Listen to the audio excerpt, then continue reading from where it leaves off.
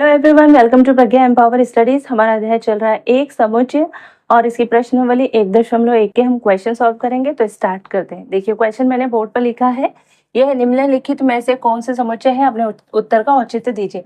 अब इसके एक एक क्वेश्चन को मैं रीड करते जाऊंगी और आपको बोर्ड पर समझाते जाऊंगी, क्योंकि लिखने में बहुत ज्यादा समय जाएगा, है ना। तो पहला क्वेश्चन है, जे अक्षर से प्रारंभ होने वाले वर्ष के सभी महीनों का संग्रह। तो अब इसका समुच्चय बनेगा या नहीं, तो देखते हैं। देखिए, ये महीनों का समुच्चय है, तो हमने लगा दी एम, समुच्चय का नाम दे दिया एम, है ना। ये पहले क्वेश्चन का हल है ना, एम। और ये हम इसको सारणीबद्ध तरीके से समुच्चय बनाते हैं। तो पहला कौन सा है, जनवरी। जैसे स्टार्ट, जनवरी, मार्च, अप्रैल, मई, जून, जुलाई, जून और जुलाई,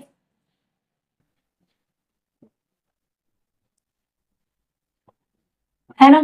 अगस्त, सितंबर, अक्टूबर, नवंबर, दिसंबर। आप सब कैसे हैं, जो जैसे स्टार्ट नहीं होते, तो जैसे स्टार्ट होने वाले कितने हैं, 3। समुच्चय बन गया ना।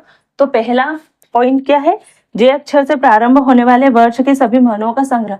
तो समुच्चय है ये, है ना। इसका आंसर है हाँ, है। अब दूसरा है, भारत के 10 सबसे अधिक प्रतिभाशाली लेखकों का समुच्चय। ये तो है। देखो, दूसरा नहीं है। पूछो क्यों? क्योंकि सब की नजरों में जो 10 प्रतिभाशाली लेखक है वो अलग अलग हो सकते हैं, है ना। हर बच्चे के लिए कोई डिफरेंट हो सकता है। तो इसका आंसर है नहीं, समुच्चय नहीं बनेगा। दूसरे तीसरा है, विश्व के सर्वश्रेष्ठ 11 बल्लेबाजों का संग्रह। अब देखिए, बैट्समैन, बल्लेबाज, ये सभी के लिए अलग अलग हो सकते हैं। किसी को कोई पसंद होगा, किसी को कोई पसंद होगा। पिछले साल किसी को कोई फेवरेट रहेगा, आने वाले साल कोई और फेवरेट रहेगा, है ना। शुरुआत में पहले किसी का सचिन तेंदुलकर होते थे, अब किसी का विराट कोहली होगा, है ना। किसी का कुछ, किसी का कुछ। तो ये भी संभव नहीं है ना। और हमको तो विश्व के लगाने हैं, पूरे विश्व के। तो ये तो सबके अलग अलग हो सकते। तो ऐसा, इसका भी संभव नहीं है। मतलब क्वेश्चन 3 का भी हल क्या है, संभव नहीं है ना। ये समुच्चय नहीं है। चौथा क्वेश्चन है, आपकी कक्षा के सभी बालकों का संग्रह। हाँ, आपकी कक्षा में जितने बालकों का संग्रह है, कितने बार, अगर 50 है ना, 30 है, जितने भी है, हर व्यक्ति को बोला जाएगा कि उसके संग्रह बनाओ या समुच्चय बनाओ, तो बन जाएगा, क्योंकि सभी उन्हीं नामों को लिखेंगे, है ना। तो ये बनेगा, तो ये संभव है। तो इसका हल होगा कि हाँ, ये संभव है, ये समुच्चय बनेगा। 100 से कम सभी प्राकृत संख्याओं का समुच्चय संग्रह। देखो, 100 से कम सभी प्राकृत संख्या, है ना। इसको दे दो ए, 100 से कम सभी प्राकृत संख्या। प्राकृत संख्या होती 1, 2, 3, 4, है ना। और 100 से कम यानी आखिरी कौन सा होगा, 99। 100 से कम बोला है ना। तो ये हो गया, इसका एक समुच्चय बन गया, है ना। सभी यही लिखेंगे, ठीक है। 100 से कम बोला है तो 100 काउंट नहीं होगा, है ना। लेखक प्रेमचंद्र द्वारा लिखित उपन्यासों का संग्रह। अब प्रेमचंद्र है लेखक, प्रेमचंद्र पी। अब इनके जो उपन्यास होंगे सभी के लिए समान होगा। एक तो पूस की रात है प्रेमचंद्र की, पूस की रात, और ऐसे ही बहुत सारे हैं। तो सभी के लिए वही सेम ही होगी, सब उन्हीं का लिखेंगे, है ना। प्रेमचंद्र के फटे जूते, पर ये प्रेमचंद्र की नहीं है। सभी समपूर्णांकों का संग्रह। अभी सभी समपूर्णांकों का संग्रह, तो ये एस कर दो इसको। सभी समपूर्णांकों का संग्रह है, सम विषय पूर्णांक ने 1, 2, 3, 4, 5, 6। 1 क्या है विषम, 2 क्या है सम, 3 क्या है विषम, 4 क्या है सम, इस तरह से, है ना। तो 2 के मल्टीपल सब क्या होते हैं, 2 के गुणन सभी क्या होते हैं, सम संख्या होती है, 2, 4, है ना। ये 6, 8 और सभी बोला है तो यह अनंत तक है। पर सभी ये बनाएंगे, इसलिए ये भी समुच्चय बनेगा। तो ये भी समुच्चय बनेगा, ये भी समुच्चय बनेगा और ये भी समुच्चय बनेगा, ठीक है। इस अध्याय में आने वाले प्रश्नों का संग्रह।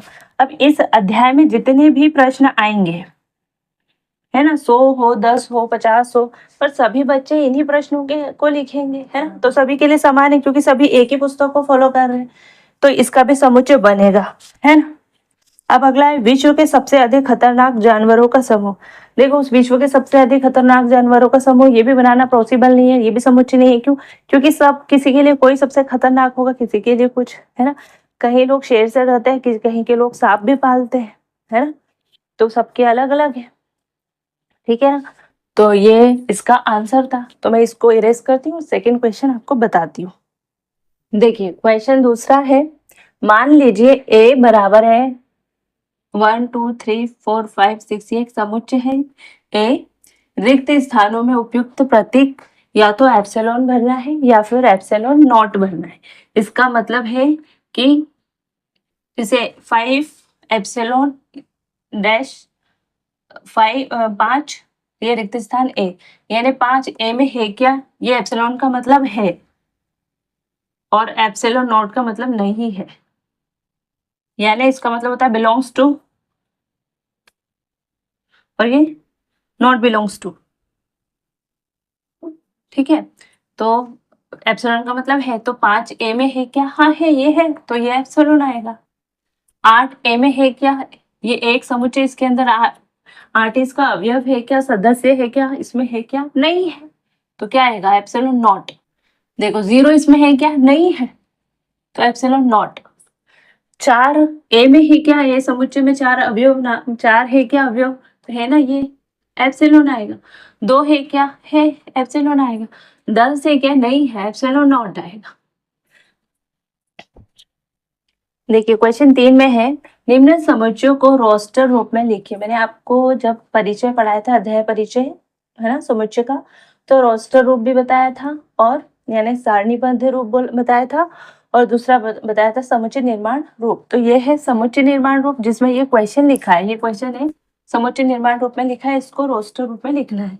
ए इक्वल्स टू, ये कर्ली ब्रेसेस में लिखा है एक्स कोलोन एक्स एक पूर्णांक है और क्या है, 3 से बड़ा है और 7 से छोटा है, ठीक है। तो इसका आंसर क्या होगा, रोस्टर रूप में हल क्या होगा, ए इक्वल्स टू रोस्टर रूप लिखना है। एक्स क्या है, एक पूर्णांक है ना। पूर्णांक क्या होते हैं, यही होते हैं, पर पूर्णांक ये भी होते हैं, ये ऋणात्मक पूर्णांक है, धनात्मक पूर्णांक, 0 को ना तो ऋणात्मक बोलते हैं ना धनात्मक बोलते हैं, ठीक है। तो ये पूर्णांक है और क्या है, -2 से ये बड़ा है, -3 से बड़ा है, -3 से बड़ा है यानी -2 -3 से बड़ा होता है, -1, ठीक है। फिर 0 भी क्या -3 से बड़ा होता है ना। फिर 7 से छोटे कौन कौन से होते हैं, 1 होता है, 2 होता है, 3 होता है, 4 5 और ये 6, ये 7 से सब छोटे होंगे। तो 7 से छोटे 1 2 3 4 5 6 और -3 से बड़े, तो ये सब -3 से बड़े और 6 से 7 से छोटे, तो ये 7 से छोटे भी हो गए और -3 से ये सब क्या है, बड़े हैं, -3 से ये सब बड़े, क्योंकि -2 -1 ये सब -3 से बड़े होते, 0 भी -3 से बड़ा है, ठीक है ना। क्योंकि इधर हम जैसे जाते हैं ना सारणी में नंबर लाइन में, तो इधर है ना हम कम की तरफ बढ़ते हैं और इधर जब 0 के इधर जाते हैं तो ज्यादा की तरफ बढ़ते हैं, ठीक है। -2 -3 से बड़ा है, ये बड़ा है, -2 से -1 बड़ा है, -1 से -3 से 0 बड़ा है, -2 से 0 बड़ा है ना। इधर जाते तो 0 इधर बढ़ते जाते, उधर कम होते जाते। तो ये हो गया पहले क्वेश्चन का आंसर। अब दूसरा क्वेश्चन है, अब मैं पढ़ देती हूँ। b equals to curly braces में x कोलोन x संख्या 6 से कम एक प्राकृत संख्या है। प्राकृत संख्या क्या होती है, सपोज इसका हल है, ये आंसर बी, ये समुच्चय बना दिए बी। प्राकृत संख्या क्या है, 6 से कम, 6 से कम एक प्राकृत संख्या है x। तो 6 से कम प्राकृत संख्या क्या होती है, जिसको हम काउंटिंग में यूज होते हैं, गिनने में यूज होता है। गिनने में कहाँ से यूज होता है, 1 2 3 4 ऐसे अनंत तक। 0 का भी यूज नहीं होता काउंटिंग में। माइनस वाली चीज भी -2 -1 आपको क्लास के स्टूडेंट काउंट करना है तो आप 1 से स्टार्ट करो गिनना, है ना, जहां तक होंगे वहां तक, पर माइनस से नहीं करोगे, 0 से नहीं करोगे। तो वही होती है प्राकृत संख्या, ठीक है। तो 6 से कम, तो 6 से कम 1 2 3 4 5 चाहिए होगी 6 से कम, ठीक है। तीसरा क्वेश्चन देखें, तीसरा क्वेश्चन है c equals to curly braces में है x कोलोन x 2 अंकों की एक ऐसी प्राकृत संख्या है है ना, जिसके अंकों का योगफल 8 है। देखो आंसर किसका है, सी। 2 अंकों की संख्या है जिसके दोनों अंकों का योग क्या है, 8। जैसे 1 और 7, 1 + 7 कितना, 8 हो गया। तो एक संख्या ये होगी 2, 6, 26। इसके भी दोनों अंकों का योग क्या है, 8, 8 है। 3 इधर से बढ़ाते जाओ और ये वाला कम करते जाओ। देखो ये वाला बढ़ रहा है ना और ये वाला कम हो रहा है। 3, 5, 35 और 3 और 5 का योग क्या होगा, 8। वैसे ही 4, 44 कर दो, इसका भी यही है। ठीक है, इसको कर दो 5, इसको कर दो 3, 53, ये भी वही है। ठीक है, इसको कर दो 6, इसको कर दो 2, 62। यहाँ पे 26 था, ये देखो यहाँ 62 होगा। ये 35 था, ये 53 हो गया। बस संख्या तो पर संख्या तो बदल गई ना, योग तो वही है। फिर ये हो गई 7 और ये हो गई 71, यानी कि 1, है ना। तो हो गया ना, 2 अंकों की ऐसी प्राकृत संख्या जिसके अंकों का योगफल 8 है। ये प्राकृत संख्या है, सभी धनात्मक है ना। और ये सब गिनने में यूज होती है, 17 भी होती है, 26, 35 सब होती है। ठीक है ना। अब चौथे क्वेश्चन पर आए। क्वेश्चन है, एक अभाज्य संख्या है जो 60 की भाजक है। ठीक है, तो इसका स्टार्ट करते हैं। देखिए अभाज्य संख्या और जो 60 की भाजक हो, अभाज्य संख्या यानी जिस संख्या में या तो खुद से भाग जाता है या 1 से। तो ऐसी कौन सी संख्या है, 2, 3 और 5। ये कैसी है, 2 या तो 2 का भाग जाएगा या 1 का, 3 का जाएगा या 1 का। ये क्या है, 5, या तो 3 1 का जाएगा या 5 का जाएगा। और ये सभी 60 को डिवाइड करती है ना। ये 30 बार, ये 2 को पूरी तरह से 30 बार, ये ओके ना। 5 12 बार, 12 पंजे 60। तो ये 3 अंक है जो अभाज्य है और 60 को विभाजित करते हैं, यानी 60 के भाजक है। अगला क्वेश्चन है, देखिए अगला क्वेश्चन है, ट्रिग्नोमेट्री शब्द के सभी अक्षरों का समुच्चय। ट्रिग्नोमेट्री की स्पेलिंग है TRIGONOMETRY। देखो जब समुच्चय हम बनाते हैं तो हम जो रिपीटेशन होता है ना, कोई अक्षर कोई संख्या बार बार आए तो उसको हम इग्नोर कर देते हैं, यानी 2 बार नहीं लेते, 1 बार ही लिखते हैं। तो ट्रिग्नोमेट्री में पहला है T, है ना, तो इसका समुच्चय है। फिर है R, ठीक है, ट्री, I है, G पहली बार आया है, हाँ ठीक है, गो, GO, N आएगा, N के बाद फिर O आया तो उसको स्किप कर देंगे, उसको हटा देंगे। सिर्फ O एक बार आ गया ना तो अब फिर से आएगा तो नहीं लेंगे।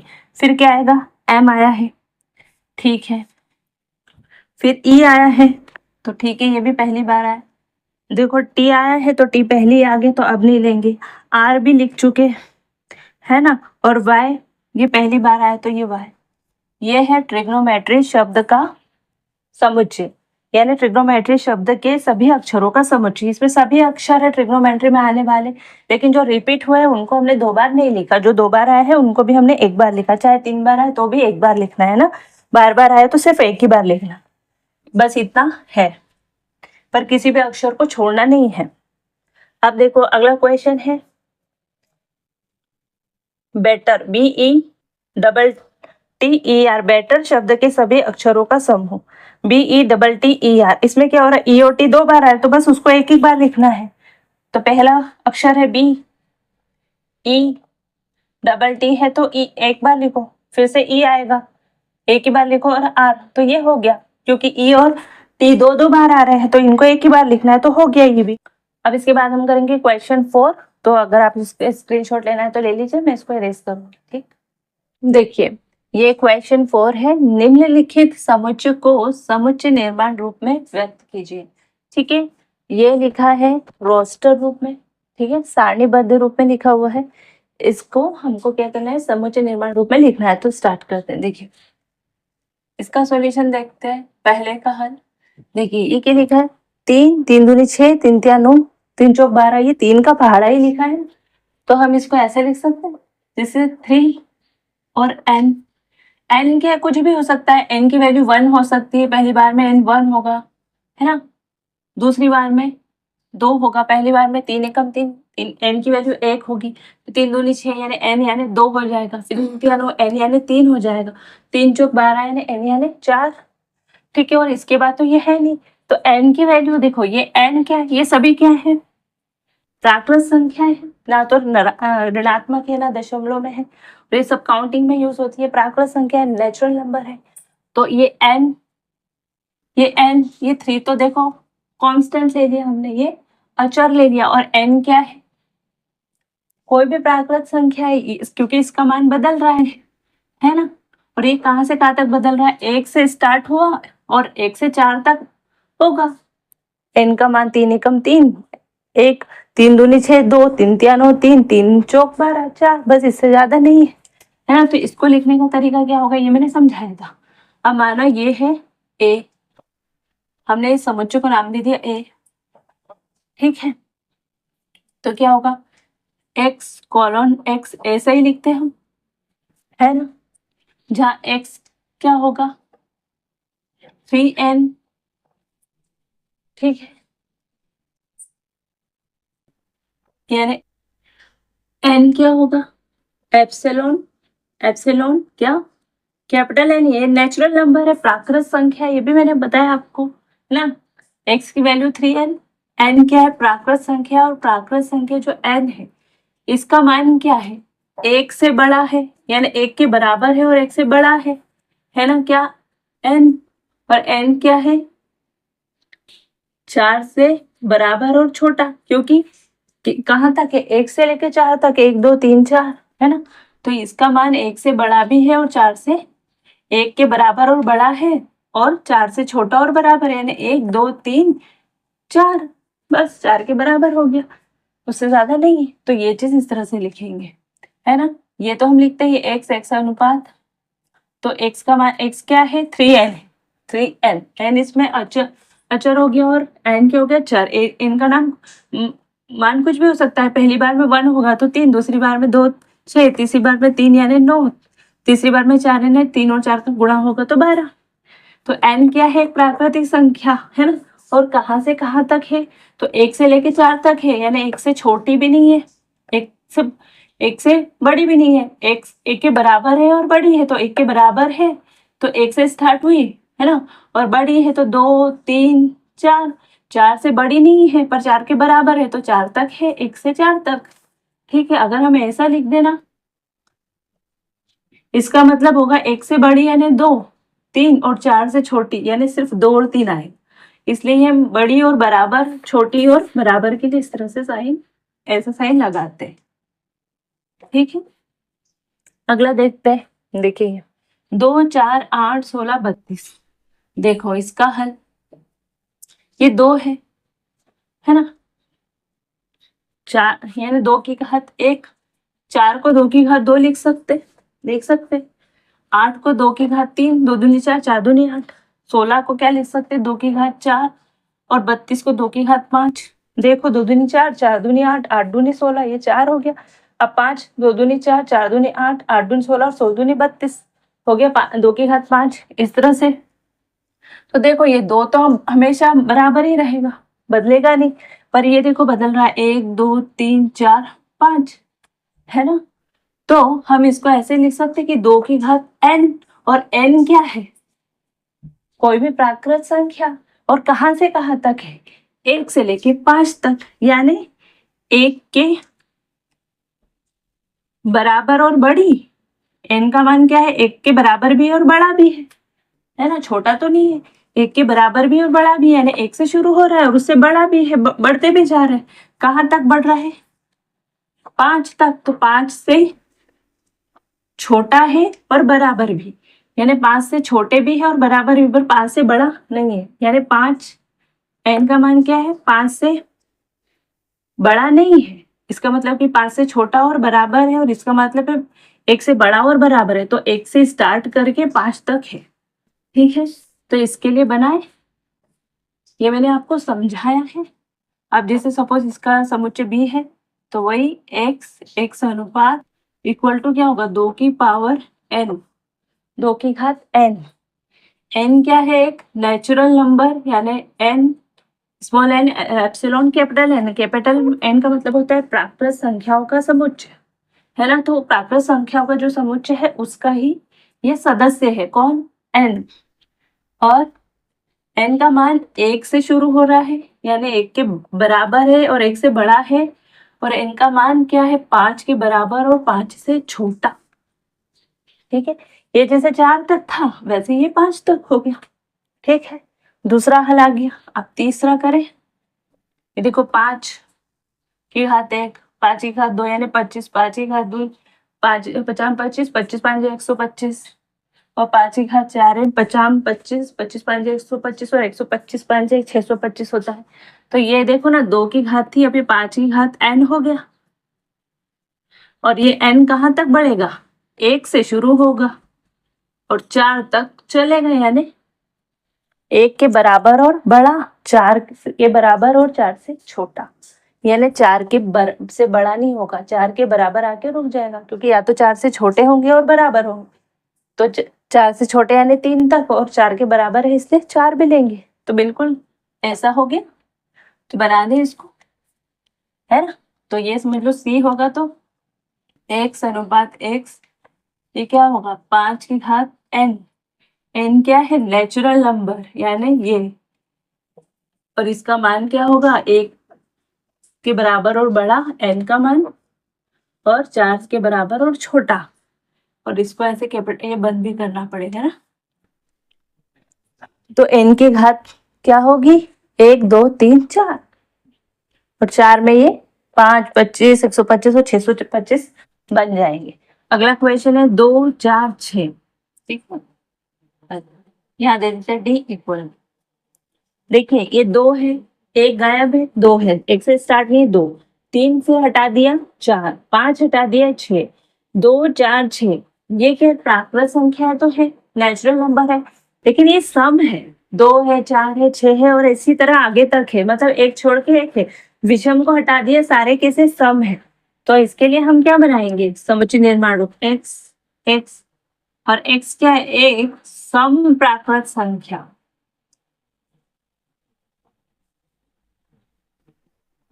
ठीक है, एक सम प्राकृत संख्या क्या है? x। ये x है, मतलब x क्या है? अवयव है। ये पूरा समुच्चय, उसका एक अवयव क्या है? x। x क्या है? सम प्राकृत संख्या। ये भी क्या है? सम प्राकृत संख्या। ये भी क्या है? सम प्राकृत संख्या। ये क्या है? सम प्राकृत संख्याओं का समुच्चय। ठीक है, अगला है देखो, ये 1 है, 1 की घात 1 रखो या 4 रखो, कुछ भी रखो, 1 ही होता है, चलो 2 मान लिया। ये 2 की घात 2 हो सकता है, क्योंकि 4 है, 4 को 2 की घात 2 लिख सकते। 9 है तो इसको 3 की घात 2 लिख सकते, 3 गुणा 3 9 डैश डैश डैश। ये 10 100 है तो 10 की घात 2 लिख सकते हैं इसको, क्योंकि 10 गुणा 10 100 हो जाएगा। ऐसे ही डैश डैश निशान बीच में भी ऐसे ही था, आखिरी में 100 आया, मतलब 10 की घात 2। तो ये देखो, ये सब ऊपर वाले क्या हुआ? ये बदले कहने, ये सब की सब 2 है तो ऊपर लिख दिया 2। देखो ये बदला ना, 1 2 3 4 5 6 7 8 9 10, यानी ये डैश डैश है, ये 10 तक है, मतलब 1 2 3 और फिर ऐसे 10 तक। तो ये बदल रहा है, इसकी जगह हम n रख सकते हैं। ठीक है, तो n की घात क्या होगा? 2। अभी जैसे 5 की घात n था, 2 की घात n था, है ना। तो अब क्या होगा? n की घात 2 हो गया। ठीक है, तो इसका करें हल। और ये 2 क्या है? कांस्टेंट। और n क्या है? 1 से बढ़ रहा है, ये कहाँ तक? 10 तक, यानी 1 के बराबर और बड़ा है, और 10 से छोटा और बराबर है, यानी कि इसका हल क्या होगा? हम यहाँ रखेंगे ये बोल दो ये समुच्चय को x। ठीक है, कॉलन x, x क्या है? n का स्क्वायर। ठीक है, ये देखो ये सब ऊपर 2 थे ना, स्क्वायर, सबका वर्ग करेंगे, किसका? n का। n की जगह 1 आएगा, फिर 2 आएगा, 3 आएगा, सब 10 तक। तो n क्या है? किसमें शामिल है? n शामिल है किसमें? नेचुरल नंबर में। n epsilon capital n, capital n दर्शाता है इसको, प्राकृत संख्याओं के समुच्चय को। ठीक, ये चीज। और n की वैल्यू जो n है वो कहाँ तक है? 1 से स्टार्ट हुआ है, 1 के बराबर है, 1 से स्टार्ट हुआ, 1 से ज्यादा है, कब तक? 10 से छोटा और बराबर है, 10 से ज्यादा तो नहीं है, इसलिए ये जैसे ये 1 के बराबर है, 1 से बड़ा और बराबर है, और 4 से छोटा और बराबर है, यानी 1 से 4 के बीच, 1 2 3 4। वैसे ये क्या होगा, 1 से 10, 1 2 3 4 5 6 7 8 9 10, n का मान बदलते जाएगा और उसकी वर्ग होता जाएगा। तो 1 आएगा, फिर 4 आएगा, फिर 9 आएगा, फिर 4 चौक 16 आएगा, 50 25 होगा, अच्छा 36 हो जाएगा, 7 7 49, 8 8 64, नाम नाम 81, और 10 10 10 100, इस तरह से।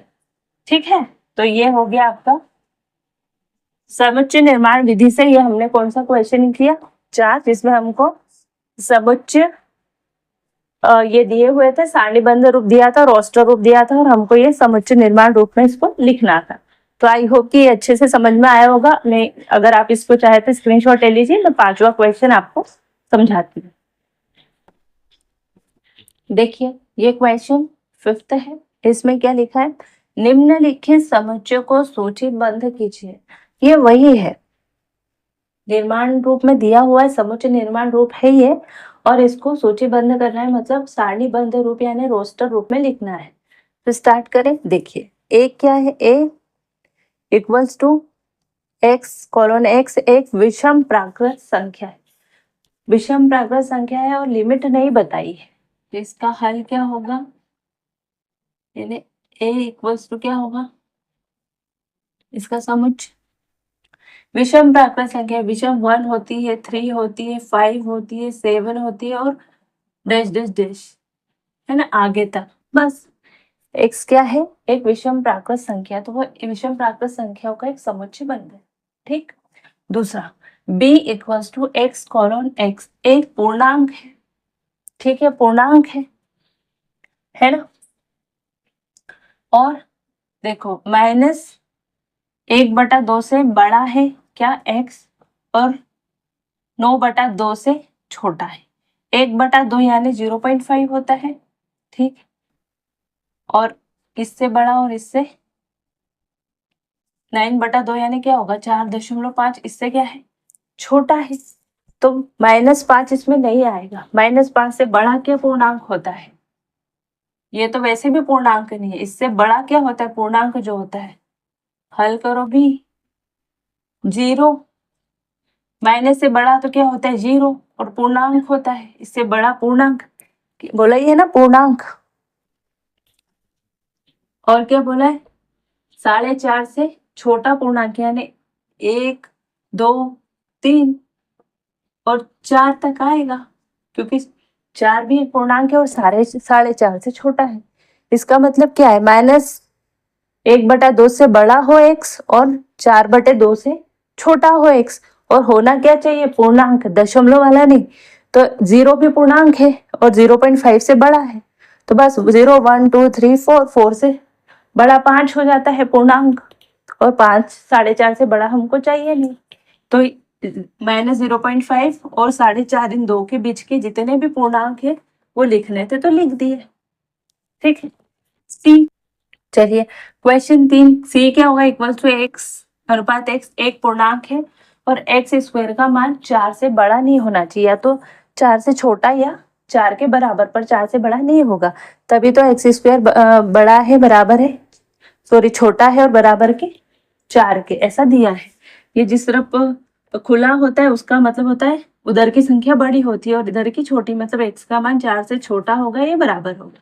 तो इसका हल लिखे, सी इक्वल्स टू, देखो पूर्णांक है तो पूर्णांक तो ऐसा धनात्मक पूर्णांक तो बोला नहीं, पूर्णांक तो माइनस भी होते हैं, 0 भी होता है और प्लस पॉजिटिव भी हो सकता है। तो ये देखो -2 का स्क्वायर करेंगे तो 4 के बराबर आ जाएगा, है ना, क्योंकि -2 का स्क्वायर किया तो क्या होगा 4, -1 का स्क्वायर करोगे तो फिर आएगा 1, है ना, 0 का स्क्वायर तो 0 ही आएगा, तो 0 भी आ जाएगा, क्योंकि हमने तो बोला पूर्णांक और इसका स्क्वायर 4 से बराबर हो या 4 से कम हो, लेकिन उससे ज्यादा नहीं होना चाहिए। फिर अब आई बात 1 की, तो 1 का स्क्वायर क्या होता है 1, और 2 भी वैसे ही, 2 का स्क्वायर हो जाएगा 4, बस। तो -2 -1 0 1 2, ये क्या है, वो पूर्णांक है जिनका स्क्वायर करोगे तो आंसर जिनका वर्ग करोगे तो आंसर या तो 4 से कम होगा या 4 होगा, पर 4 से ज्यादा नहीं होगा। ठीक है, अब डी, एक्स अनुपात एक्स, LOYAL, लॉयल शब्द का एक अक्षर है, तो बस हल डी क्या होगा, लॉयल शब्द का एक अक्षर। इसमें क्या है, L 2 बार आया है, हमको क्या करना है कि जब हम किसी अक्षर का ये समुच्चय बनाते हैं, तो जो अक्षर है ना, जिसे किसी वर्ड का हमने समुच्चय बनाया, तो उसके जो अक्षर होंगे उसका हम रिपीट नहीं करते, उसको दोबारा नहीं लिखते, एक ही बार लिखते हैं। तो लिख दो LOA, सॉरी पहले Y लिख दो और A, क्योंकि L वापस आ गया तो L नहीं लिखेंगे। ठीक, अगला E = X अनुपात X, वर्ष का एक ऐसा महीना है जिसमें 31 दिन नहीं होते, तो E इसका हल क्या होगा, 31 दिन नहीं होते, वर्ष में कितने महीने होते, 12, तो जनवरी में 31, फरवरी में 28 या 29, तो 31 नहीं होते, तो फरवरी है ना, जनवरी, फरवरी, मार्च, अप्रैल, फिर देखो मई, जून, जुलाई में 31, अगस्त में 31 और सितंबर।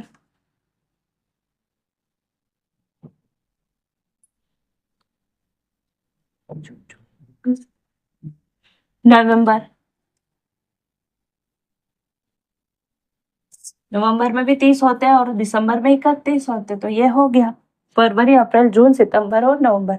इनमें या तो जैसे फरवरी में 28 या 29 दिन होते, बाकी में 30 दिन होते, पर 31 दिन नहीं होते। ठीक, अब ये अगला हल, F = X अनुपात X अंग्रेजी वर्णमाला का एक ऐसा व्यंजन है जो K के पहले आता है ना, व्यंजन। देखो AEIOU, ये क्या स्वर, तो बाकी तो क्या होगा, व्यंजक हो गए, है ना। तो देखो A तो क्या है, स्वर, B, C, D, E फिर से स्वर, E, F, G, H, I स्वर, I, फिर उसके बाद आएगा J और उसके बाद आएगा K के पहले आता है तो K को नहीं रखना है, A हटा दिया, क्योंकि देखो AEIOU ये तो K के बाद में आते हैं, है ना, और एक K के पहले आने वाले में से A है, E और I है, ये तीनों को हटाकर बाकी सब लिख दो, B, C, D, E हटा दिया, F, G, H, I हटा दिया और J हो गया, तो ये आंसर है ना। तो आई होप कि ये क्वेश्चन भी आपको अच्छे से समझ में आया होगा। बस अब एक लास्ट क्वेश्चन करते हैं, क्वेश्चन नंबर 6। ठीक, देखिए क्वेश्चन 6 है, बाई और रोस्टर रूप में लिखित और दाई और समुच्चय निर्माण रूप में वर्णित समुच्चयों का सही मिलान कीजिए। ये रोस्टर रूप मैंने लिख लिया है ना, और इसके आगे लिखा है समुच्चय निर्माण रूप, है ना, तो मैं आपको समझा देती हूँ क्योंकि ये इसको लिखने में बहुत समय जाएगा। तो देखिए पहला क्या है, 1 2 3 6। अब इसमें से एक क्या है, x अभाज्य संख्या है जो छेद के भाजक है, ये 3 है ना, अभाज्य संख्या है और 3 की भाजक है, तो ये पहला रोस्टर जो समुच्चय निर्माण रूप है ना, A, जैसे A है, B है, C है, D है, ठीक है, तो इसका मिलान इससे होगा क्योंकि ये 2 और 3 कैसी है, अभाज्य संख्या है ना, और ये दोनों ही 6 को विभाजित करती है पूरी तरीके से। ठीक है, अगला समुच्चय निर्माण रूप B क्या है, x अनुपात x संख्या 10 से कम एक विषम प्राकृत संख्या है, 10 से कम विषम प्राकृत संख्या, तो ये तो प्राकृत संख्या है ही नहीं, ये भी विषम नहीं है। देखो ये 1 3 5 7 9 10 से छोटी विषम प्राकृत संख्या है, तो ये इसका B से कनेक्ट होगा। ठीक है, अगला क्या है, x अनुपात x एक प्राकृत संख्या है और 6 की भाजक है, प्राकृत संख्या और 6 को भाजित करती है। अब देखो एक तो मैथमेटिक्स है, ये तो हो गई नहीं, तो ये और ये D है ना, तो ये मैथमेटिक्स वाला D को कनेक्ट करेगा। x अनुपात x मैथमेटिक्स शब्द का एक अक्षर है, बस मैथमेटिक्स शब्द के ही अक्षर है, और मैथमेटिक्स का जो अक्षर है उसमें कुछ जैसे T, मैथमेटिक्स, T, है ना, ये आई है, आई है ना, तो इसमें क्योंकि रिपीटेशन नहीं होता है, ठीक है। ये मैथमेटिक्स शब्द के अक्षर है, इन अक्षरों से मिलकर मैथमेटिक्स बनता है, मैथमेटिक्स शब्द बनता है, ठीक है। तो ये प्रश्नावली 1.1 के सारे सॉल्व थे, सॉल्यूशन थे जो मैंने आपको समझाया। आई होप कि आपको अच्छे से समझ में आया होगा, क्योंकि लिखने में बहुत समय बर्बाद होता, तो मैंने किताब का इस्तेमाल किया, है ना। बट मैंने आपको हर एक चीज़ बहुत अच्छे से समझाने की कोशिश की है। तो आई होप कि आपको अच्छे से समझ में आया होगा और वीडियो अच्छा लगा होगा। वीडियो अच्छा लगे तो प्लीज़ वीडियो को लाइक करना, चैनल पर नए हो तो चैनल को सब्सक्राइब करना, अपने फ्रेंड सर्कल में शेयर करना, 11th के स्टूडेंट तक पहुँचाइए और मुझे हेल्प भी कीजिए, है ना, जिससे मुझे भी मोटिवेशन मिलेगा। और कोई भी इशू हो तो कमेंट बॉक्स में कमेंट कीजिए। मिलते हैं नेक्स्ट वीडियो में, तब तक के लिए जय हिंद, जय भारत, थैंक यू।